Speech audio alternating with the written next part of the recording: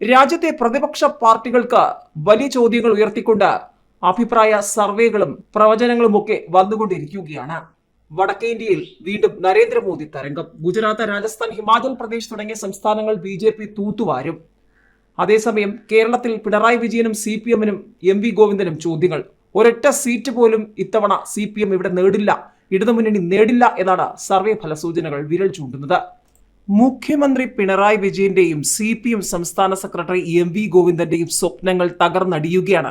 കഴിഞ്ഞ ലോക്സഭാ തെരഞ്ഞെടുപ്പിൽ ഒരു തരി കനലെങ്കിലും അവശേഷിച്ചു. ഇത്തവണ അതും കൂടി കാണുമോ എന്നുള്ള സംശയങ്ങളാണ് ഇപ്പോൾ പുറത്തു വന്നുകൊണ്ടിരിക്കുന്നത്.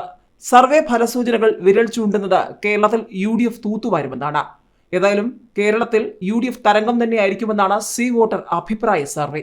ലോക്സഭാ തെരഞ്ഞെടുപ്പിൽ കേരളത്തിൽ UDF തൂത്തുവാരുമെന്ന ABP news C voter അഭിപ്രായ സർവേ. LDF-ഉം NDA-യും ഒരു സീറ്റിൽ പോലും വിജയിക്കില്ലെന്നാണ് സർവേ പറയുന്നത്. രാഹുൽ ഗാന്ധി വയനാട് ഇത്തവണയും മത്സരിക്കുന്നു. 2019-ലേതിന് സമാനമായി വലിയ സ്വാധീനം ഉണ്ടാക്കുമെന്ന് തന്നെയാണ് പ്രവചനം. കോൺഗ്രസ് നേതൃത്വം നൽകുന്ന UDF 44.5% വോട്ടുകളോടെ 20 സീറ്റുകളിലും ജയിക്കും. 31.4% വോട്ട് വിഹിതം നേടുന്ന ഇടതുപക്ഷത്തിനോ 19.8% വോട്ട് വിഹിതം നേടുന്ന BJP മുന്നണിക്കോ ഒരു സീറ്റിലും ജയിക്കാനാവില്ലെന്നും സർവേ പറയുകയാണ്. മറ്റു പാർട്ടികൾ 4.3% വോട്ടുകൾ പിടിക്കുമെന്നും റിപ്പോർട്ടുകളുണ്ട്.